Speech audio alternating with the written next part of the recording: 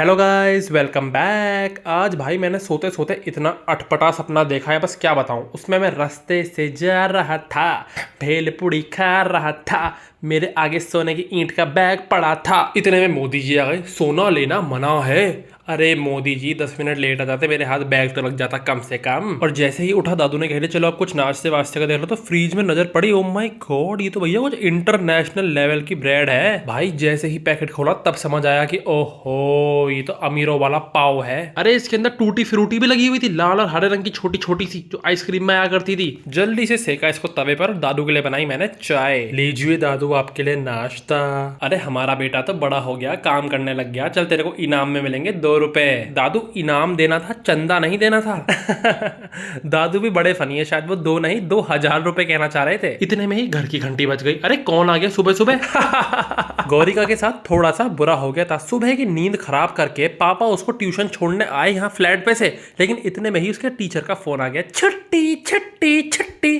तो गुस्से में पापा उसको घर पर ही फेंक गए। तो इसीलिए गौरिका अपने दुखों को भुलाने के लिए अंकल चिप्स और डार्क फैंटेसी के नशे कर रही थी, लेकिन मैंने उसको रंगे हाथों पकड़ लिया। अब समझ आया घर के चिप्स और बिस्किट जाते कहाँ हैं, तुम्हारे पेट में और कहाँ। नीचे आते ही मैंने भी सोचा कि चलो कुछ बना लिया जाए, लेकिन मेरे अंदर के छुपे हुए नटखट बच्चे की नजर पड़ गई मैगी के पैकेट पे। अरे भैया, आज तो मैगी बनाते बनाते जान बच गई। गलती से मेरा हाथ लग गया भिगोने पे, आधा पानी नीचे आ गया। वो तो अच्छी बात है मेरे ऊपर नहीं गिरा, मेरा ही मैगा बन जाता वरना। तो जल्दी से करी गैस साफ, और इसी के साथ बन चुका था हमारा नाश्ता। हरा भरा सा खीरा, सूपी सी मैगी और हमारा सफेद रंग का दूध। खा पीकर मैंने करी अपनी दाढ़ी सेट, और उसके बाद चला गया था मैं नहाने, और गलती से मैंने टंकी वाला नल खोल लिया। अरे मोरी मैया, ऐसी शिकायत सी हो गई मेरी तो नहाते टाइम। अरे इतनी गर्मी में कोई जरूरत नहीं है स्टीम बाथ लेने की, टंकी के पानी में नहा लेना एक बार, हो जाएगी अपने आप स्टीम बाथ तुम्हारी। उसके बाद मैंने गौरी से कह दिया चलो जल्दी से तैयार हो जाओ, हमको छत पर जाके रील बनानी है। हाय मेरी तो कमर दुख रही है, अरे मेरे तो घुटना भी दुख रहा है। भगवान, लड़की तुम जवानी में बुढ़िया हो गई। अभी दोस्तों के साथ घूमने गई थी पहाड़ों पे, तब नहीं देखो तुम्हारे घुटने पुटने सब। अरे तब तो भागी भागी चढ़ी जा रही थी पहाड़ों पे।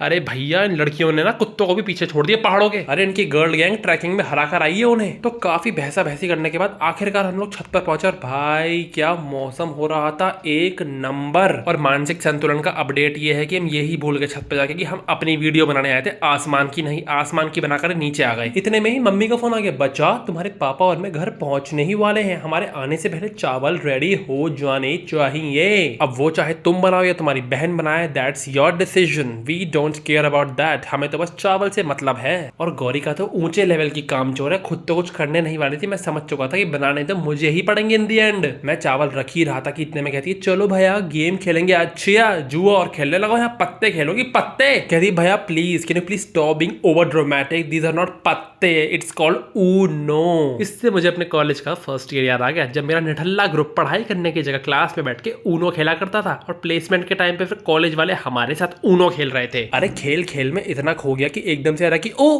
गैस पे चावल भी रखे थे। किचन में जाकर देखा तो मम्मी पापा वापस आ चुके थे, बेलन ढूंढ रहे थे हमको मारने के लिए। हे हरिराम श्री कृष्ण जगन्नाथम स्वामीनाथन, ये क्या हुआ। उसके बाद पूरे परिवार ने ये डिस्कशन किया कि हम दोनों भाई बहनों को घर के बाहर का रास्ता दिखा देना चाहिए या नहीं। फिर सबको हम पर थोड़ी सी दया आ गई कि चलो ये भी क्या याद रखेंगे, रख लो इन भिखारियों को यहीं पे। फिर खाना खाने के बाद जो रील हमको छत पर शूट करनी थी वो हमने शूट करी है नीचे। अरे मोहल्ले के ठरकी अंकल आप कहाँ से आए, और मुझे बहलाने फुसलाने के लिए चॉकलेट भी दे रहे हो। बहुत जालिम हो गई है दुनिया, मुझ जैसे भोले भाले शरीफ लोगों के लिए जगह ही नहीं बची है दुनिया में। लेकिन चाहे दुनिया इधर की उधर हो जाए, चॉकलेट से कॉम्प्रोमाइज नहीं होगा। बाहर जाकर देखा तो बंदर गैंग ने आतंक मचाया हुआ था, करते करते सबके घर पे हकते जा रहे थे। तमीज नहीं है आपको, पॉट में हकते हैं ना बेशरम। अंदर आकर देखा तो मम्मी इंजॉय कर रही थी अपना खरबूजा, और आज गौरिका को कैप्चर कर लिया गया था। उससे कह दिया गया था ए लड़की हाथ पांव भी हिला लिया करो, सिर्फ लैपटॉप देखने से तो घर नहीं चलता ना, 2-4 काम भी आने चाहिए। गो स्वीटी गो, यू कैन डू इट। कहाँ उसने सोचा था एसी में बैठकर पिक्चर देखूंगी, लेकिन कहाँ बेचारी को लगा दिया गया था आटा करने में। आए बैंगन, भैया बड़े हंस रहे हो आप तो, रुक जाओ आपकी रोटी में तो चूहे वाली दवाई मिलाऊंगी। Sorry babes. मैं तो रोटी खाता ही नहीं हूँ। तो भाई मैंने भी ले लिया था अपना खरबूजा और दूध। आहा क्या स्वाद है, दादू के पैसे का खरबूजा खाने में भी क्या मजा आता है भाई। कह रहे थे कुछ करके खा ले, कुछ करके खा ले। दादू अगर मैं कुछ करूंगा तो आप लोगों का क्या होगा फिर? आप लोग तो बोर हो जाओगे खाली बैठे बैठे। ऐसा नहीं होने दूंगा आप लोगों के साथ। अरे इतना बुरा थोड़ी हूँ, मुझे फिक्र है आप लोगों की। उसके बाद मैंने करी अपनी वीडियो की एडिटिंग और अपनी प्यारी छोटी सी गोल मटोल सी पागल सी बहन से इंस्पायर होने के बाद मैंने भी अपनी टांगे हवा में और सर जमीन पे कर लिया था। अरे हम भी तो देखे क्या जादू है इस पोज में। अरे वो तो पढ़ाई कर लेती है ऐसे पोज में, हम एडिटिंग भी नहीं कर पाएंगे। लेकिन क्या कीजिएगा, बहुत जल्दी है मुझसे, डिस्टर्ब करने आ गई बीच में। जल्दी जल्दी से अपनी वीडियो की एडिटिंग निपटाई, फिर देखा अरे ये कौन है। मैं कौन हूँ? मैं तो एक जिंदा लाश हूँ। कोई बात नहीं, तो क्या हुआ, कम से कम जिंदा तो हो। अरे देख देख के स्प्लिट्सविला विक्टिम कार्ड खेलना सीख गई हैं। इसी के साथ होता है एक और दिन का दी एंड। तो मेरे प्यारे स्पू के लड्डुओं, तुम सभी को tata bye bye, see you. Like share and subscribe.